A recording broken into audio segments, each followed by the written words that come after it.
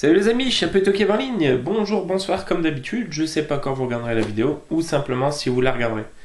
On se retrouve aujourd'hui avec une toute nouvelle rubrique, voilà, Tabs en 5.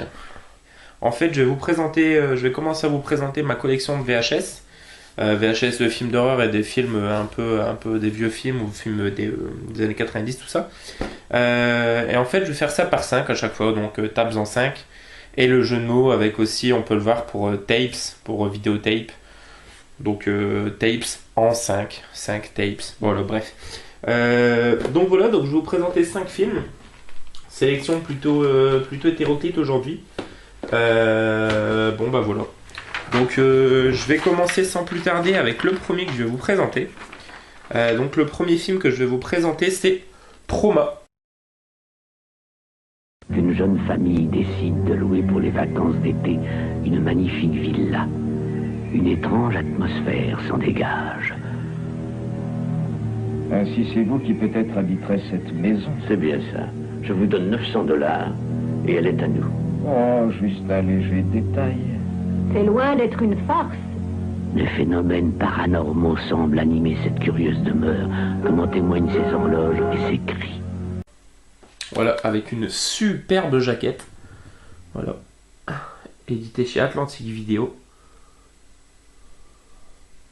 Voilà, vraiment magnifique. Avec une catchphrase.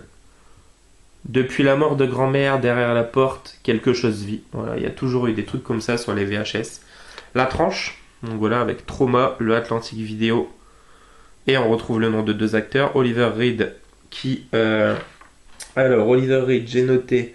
qui a joué entre autres dans le film Tommy, et Karen Black. Karen Black, voilà, pour ceux qui ont vu La Maison des Mille Morts de Rob Zombie, c'est la mère Firefly.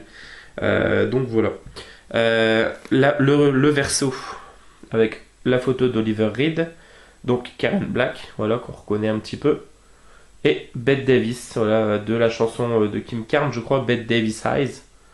Voilà, avec le résumé du film, Trauma, le titre, le code barre. Donc c'est un film réalisé par Dan Curtis. Dan Curtis, voilà, film de 1976, édité donc chez Atlantic Video.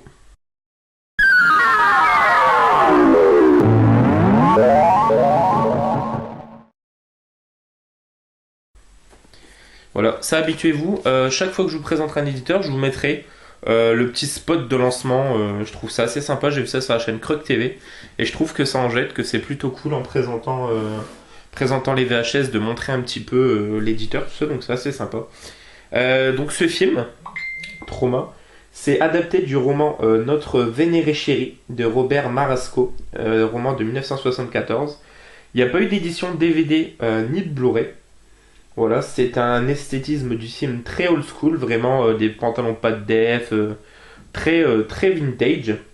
Donc au casting, je vous ai dit, Bette Davis, Oliver Reed, Karen Black. Voilà. J'ai noté qu'à retenir sur ce film, il y a une des scènes du film qui a inspiré Evil Dead. En fait, la scène dans Evil Dead où, je sais plus comment elle s'appelle, l'actrice est attrapée par les jambes, par les branches. Il y a une scène un peu similaire en début de ce film. Et voilà, ça a aussi inspiré Rose Red et Amityville pour le design de la maison qu'on peut voir ici. Donc voilà. Et en ouvrant, on a la fameuse, voilà, quel bel objet, Trauma. Et donc c'est Topoids. À l'intérieur, je sais pas si on va voir. Non, à l'intérieur on voit pas. Voilà, Topoids. Hop. Donc ça c'était la première. Ensuite le second film dont je vais vous parler, c'est celui-ci, Glutors.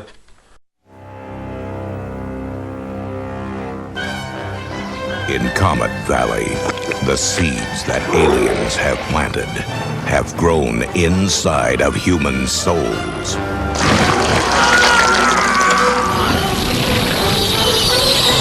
Somebody's fooling around in that orchard tonight, Thurman. Look, I got a crop I gotta get in now. Something's gotta be done about this. A question. Voilà, Glutors avec des petites bêtes pas tout à fait ordinaires. Voilà, donc on retrouve des grosses créatures visqueuses, un peu extraterrestres. Voilà, et le casting édité chez CIC Vidéo. Donc Glutters, le titre original c'est Sick People. Voilà, c'est un film américain de Peter Manoogian. Voilà, film de 1992. C'est un mélange de Body Snatchers et de Critters en version vraiment très petit budget. À savoir que c'est un film des studios Charles Band. Voilà, il y a une petite dédicace Goldie si tu passes par là. Donc les bestioles qu'on voit justement sur la jaquette, elles ne sont présentes dans le film que 1 à 2 minutes. Alors je trouve ça quand même ouf quand on voit que l'entièreté de la cassette, voilà, elle regroupe vraiment toutes les bébêtes. Et c'est un petit peu con de le mettre qu'une minute ou deux à l'écran, mais c'était monnaie courante pour les VHS comme ça. Par contre, voilà, malgré qu'on voit pas ces bestioles dedans, il y a des espèces de fleurs géantes en fait, dont le pistil a priori ressemble à un anus géant et qui éjacule sur les personnes, sur les victimes pour les posséder. Donc je trouve ça assez fandard. C'est un film de 79 minutes. Je vais vous lire le résumé. Donc le mal a germé dans la vallée de la comète sous la forme d'habitants très spéciaux. Glutter, Tumbler et Sailor, des plantes carnivores animées des plus mauvaises intentions. Elles complotent un plan ingénieux pour féconder et gouverner le monde avec d'autres disciples ralliés à leur cause. Leur complot a toutes les chances de réussir si quelques humains éclairés ne trouvent pas les moyens de les stopper. Ils ne pensent pas s'en sortir vivants. Voilà, avec la tranche. Glutters. Voilà, donc c'est ces vidéos.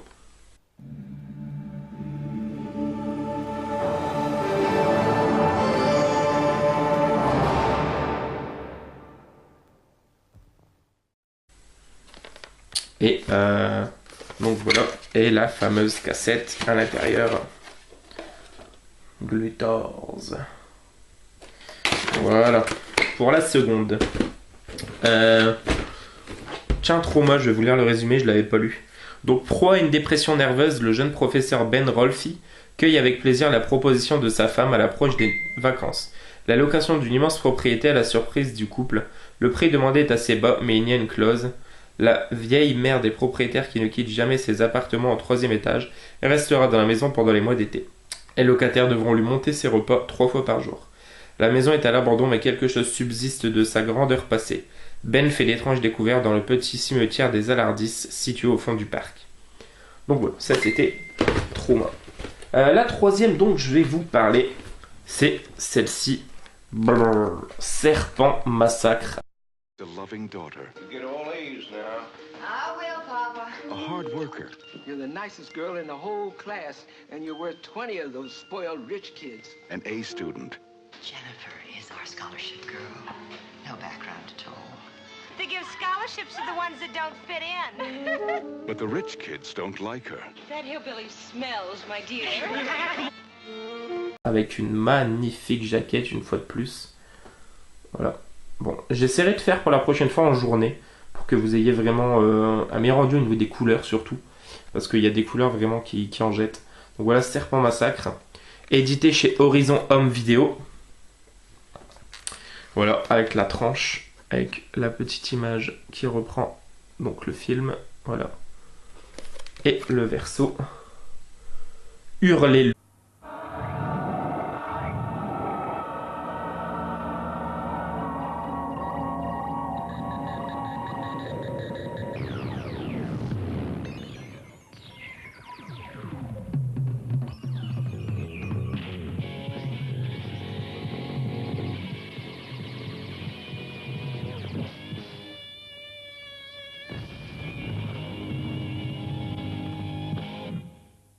Lui, pardon. Voilà.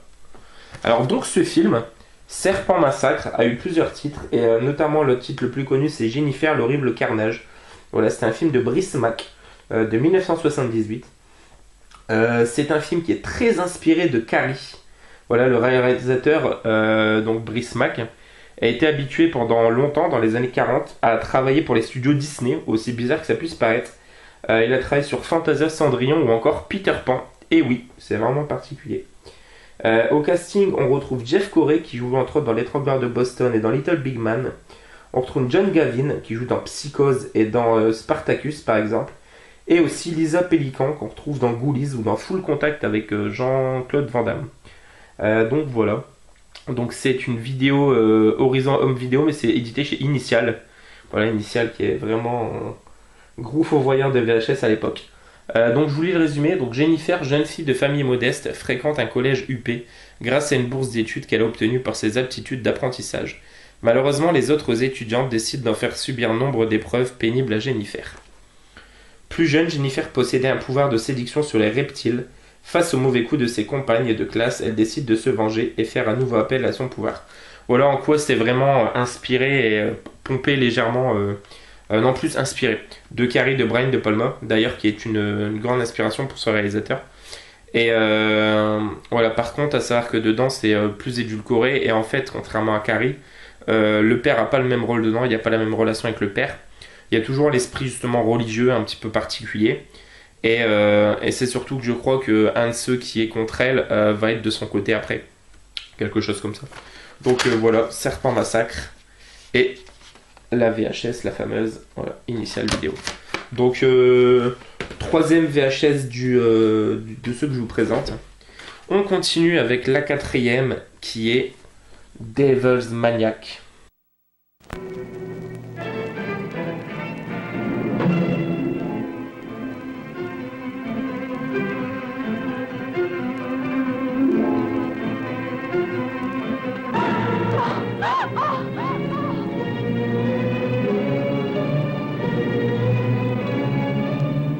Like the many others who preceded her, she will fall into the power.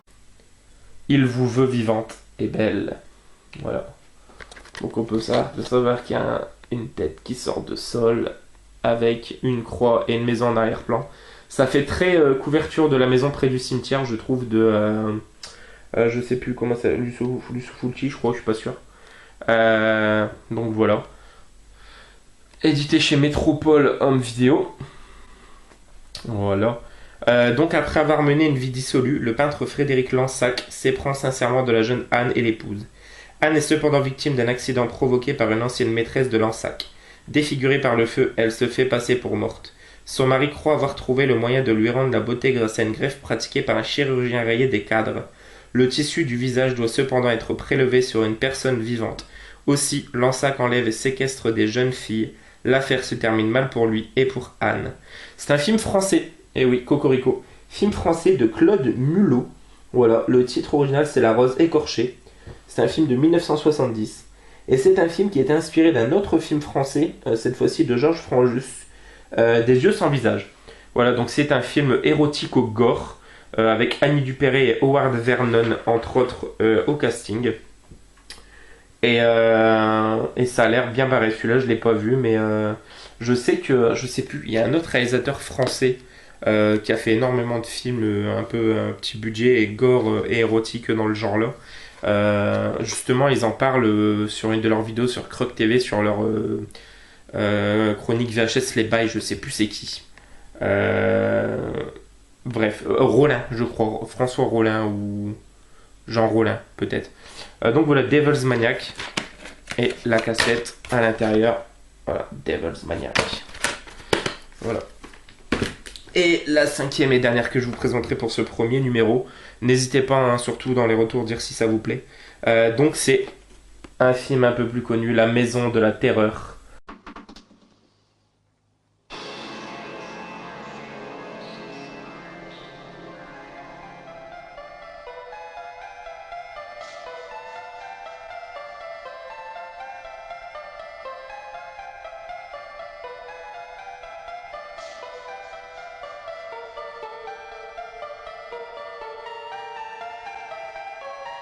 Voilà, de Lamberto Bava, voilà, réalisateur de Démon 1 et 2, entre autres. Voilà, collection Cauchemar, édité chez Film Office. La tranche. Voilà, hop. Le verso, où on peut s'apercevoir de quelques scènes assez sympas du film. Voilà, ça a l'air de faire très giallo, hein. Giallo possession un petit peu. Donc voilà, La Maison de la Terreur, je ne l'ai pas encore vu non plus. Donc La Maison de la Terreur, le titre original c'est A Blade in the Dark, film donc de Lamberto Bava de 1983, donc édité chez Film Office Vidéo.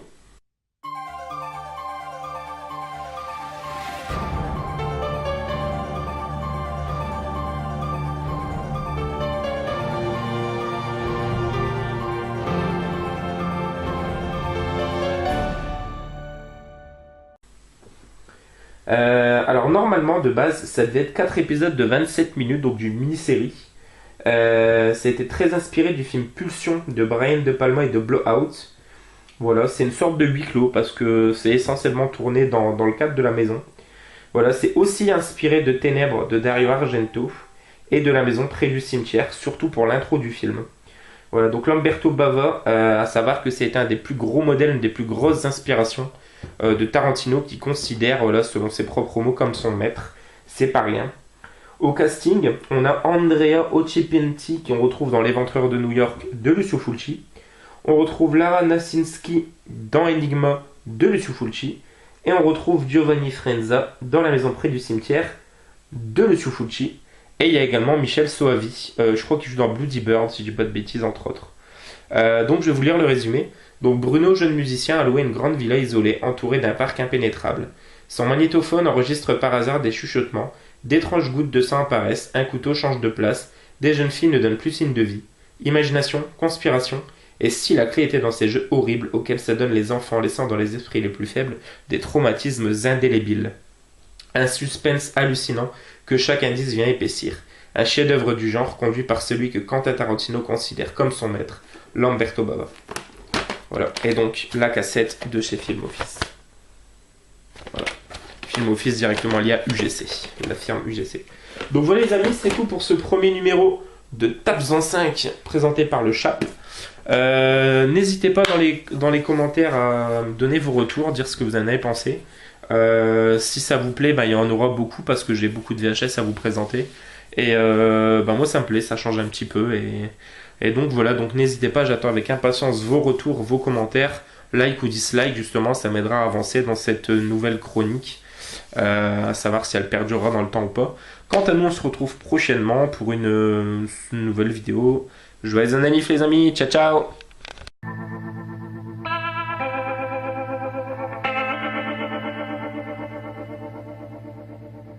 Thank you.